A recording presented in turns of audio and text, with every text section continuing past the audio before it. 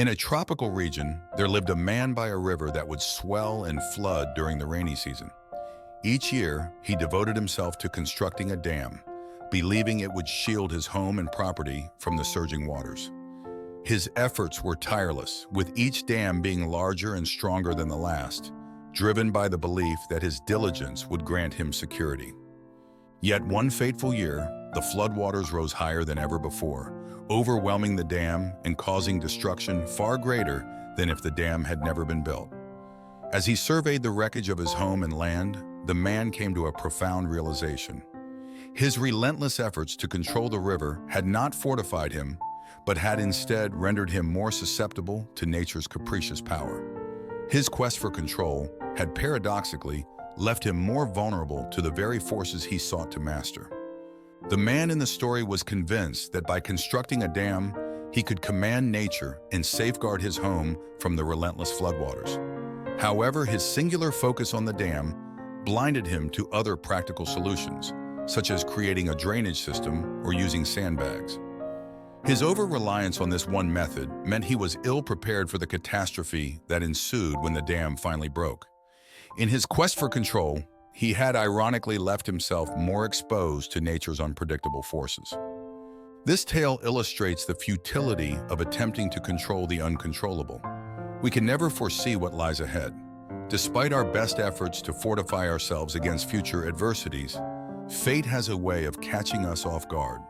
In fact, our excessive desire for control can diminish our resilience to life's unpredictabilities. The paradox of control reveals that the more we attempt to manage external circumstances, the less control we actually possess as we grapple with forces beyond our dominion. Thus, our efforts to impose control over situations can often lead to unintended and adverse outcomes. Although this may seem counterintuitive, the paradox of control emphasizes the inherent limitations of human power, reminding us that our attempts to master the universe are frequently in vain and can even be harmful. This video essay delves into the paradox of control. If you find this video is useful, please give us a like and a subscription as an encouragement for us to make more useful videos.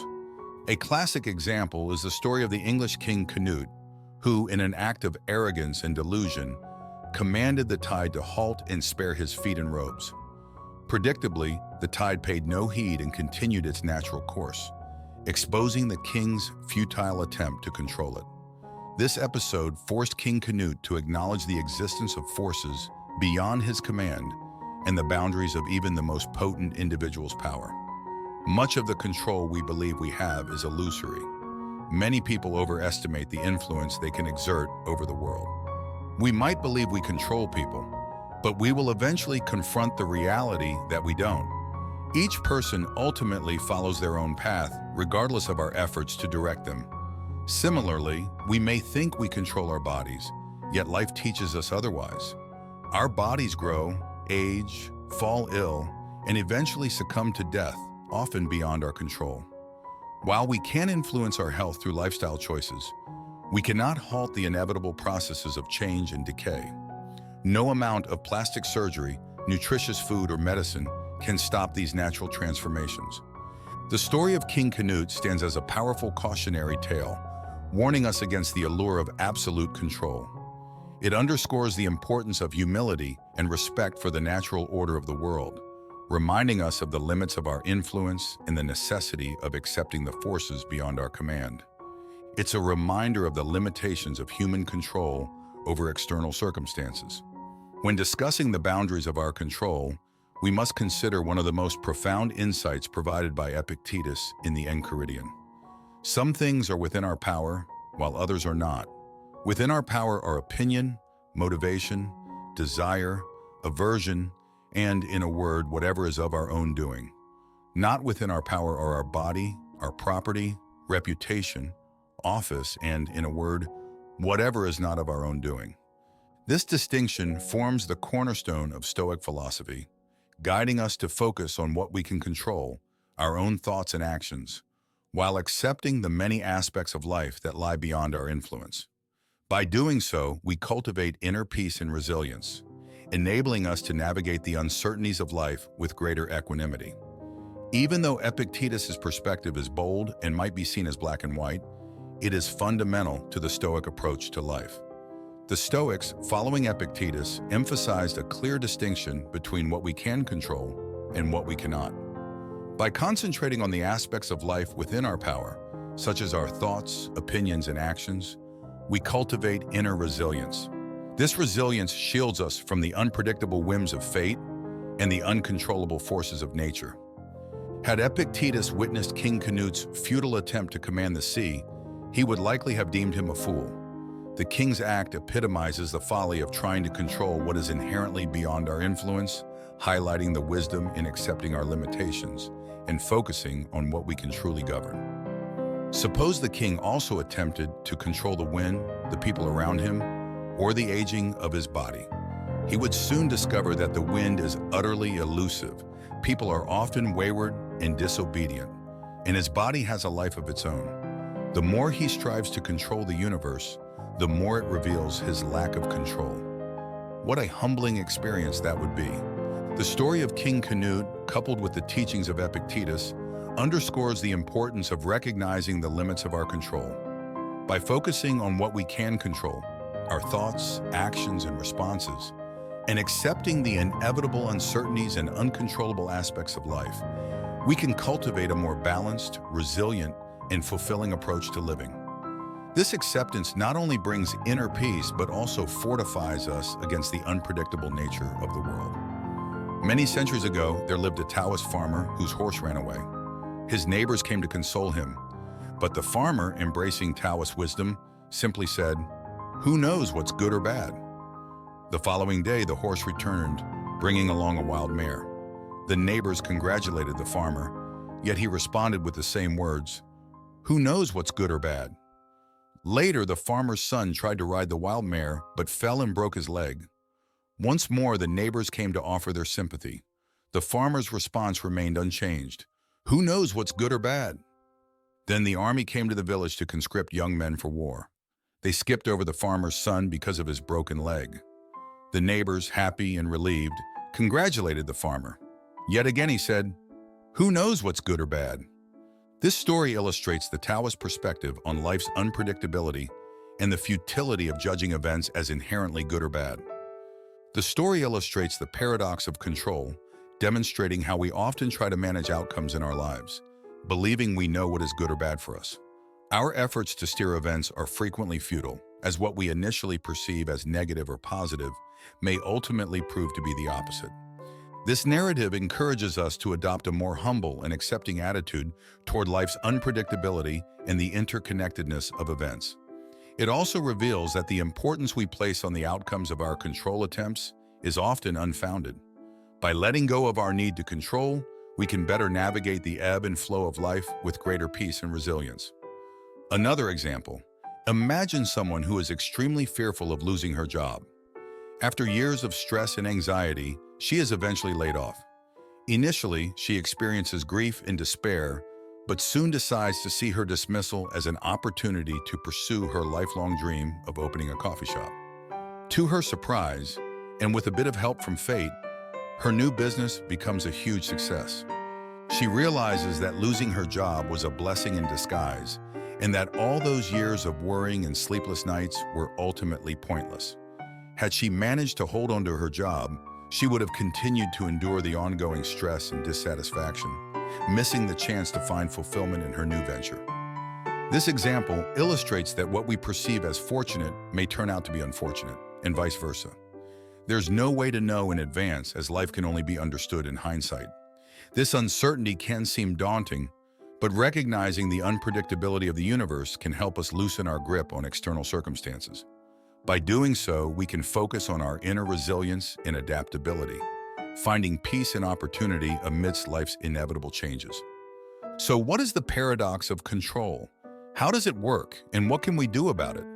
The paradox of control is the idea that when we attempt to control the uncontrollable, we essentially surrender our behavior and happiness to something unpredictable and beyond our control. This desire for control often leads to anxiety, stress, and frustration, making us feel powerless when we cannot control the outcome. In other words, our need for control can become a source of suffering. When we try to control something, we become attached to it, aiming to steer it in a specific direction. If this external thing aligns with our desires, we feel happy. However, if it doesn't, we experience frustration and anger. Thus, the thing we try to control ends up controlling us because we have tied our mental state to its behavior. Consider the example of raising children. The more we wish to control them, the more they control us. Children are inherently unpredictable and have minds of their own, leading to numerous instances where they defy our expectations. If we base our mood on their compliance, we set ourselves up for constant turmoil. Understanding this paradox invites us to shift our focus from trying to control external circumstances to cultivating inner resilience and adaptability. By doing so, we can navigate life's uncertainties with greater peace and equanimity, recognizing that true control lies within our own responses and attitudes. According to Epictetus, attempting to control the uncontrollable, essentially anything external, sets us up for a difficult journey. We become perpetually frustrated by others' actions, constantly anxious about future uncertainties, and repeatedly struck by grief and anger. Despite this, many people still crave control, as if they would feel insecure or exposed without it. Their attempts to dominate the world around them create a fragile illusion that easily shatters. Alan Watts aptly summarized this paradox. The desire for security and the feeling of insecurity are the same thing. To hold your breath is to lose your breath. This insight highlights that our pursuit of control, driven by a need for security, often leads to the very insecurity we seek to avoid. Embracing this understanding can help us let go of the futile desire for control and find peace in accepting the natural flow of life. So could it be that our desire for control comes from insecurity? If so, what exactly are we insecure about? Is it the overwhelming idea of not being able to control every aspect of the external world? If this is the case, what can we do about it?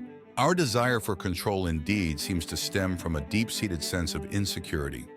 We fear the unknown, the unpredictable, and the uncontrollable aspects of life. As a result, we strive to exert control over the external world, holding on to the illusion that we can shield ourselves from chaos and uncertainty. However, in doing so, we often miss the crucial realization that true security and peace of mind cannot be achieved by controlling the external world. Instead, they are found in cultivating inner resilience and accepting the inherent unpredictability of life. By focusing on developing our inner strength and adaptability, we can better navigate life's uncertainties. Accepting that many aspects of life are beyond our control allows us to let go of futile attempts to dominate external circumstances and instead find stability and peace within ourselves. This shift in perspective helps us embrace life's natural flow, reducing anxiety and fostering a more balanced and fulfilling existence. As American writer and philosopher Ralph Waldo Emerson once said, "Nothing can bring you peace but yourself." Embracing the reality of life's unpredictability, rather than trying to control it, can help us cultivate a more resilient mindset. When we accept that there are aspects of life beyond our control, we can focus on what we can control, such as our thoughts, emotions, and actions. The ancient Roman Stoic philosopher Seneca wisely noted, "We suffer more often in imagination than in reality." By recognizing and relinquishing our imagined need for control, we can liberate ourselves from unnecessary suffering and anxiety. This acceptance allows us to navigate life's uncertainties with greater ease, fostering inner peace and resilience. By learning to embrace the uncontrollable, we can achieve the security and peace of mind we mistakenly seek through control. Instead of obsessing over what lies beyond our influence, we should focus on cultivating inner resilience and adaptability. This requires developing a mindset that values flexibility, openness, and a willingness to change course when necessary. As the renowned Swiss psychiatrist and psychoanalyst Carl Jung once said, "I am not what happened to me, I am what I choose to become." By accepting life's unpredictable nature, we can let go of our need for control and instead focus on developing the inner strength and courage needed to face whatever comes our way. Seneca also provides wisdom on this matter. Our lack of confidence is not the result of difficulty. The difficulty comes from our lack of confidence. Embracing this philosophy, we can navigate the complexities of life with greater confidence and tranquility. Thank you for watching. If you find this video is useful, please give us a like and a subscription as an encouragement for us to make more useful videos.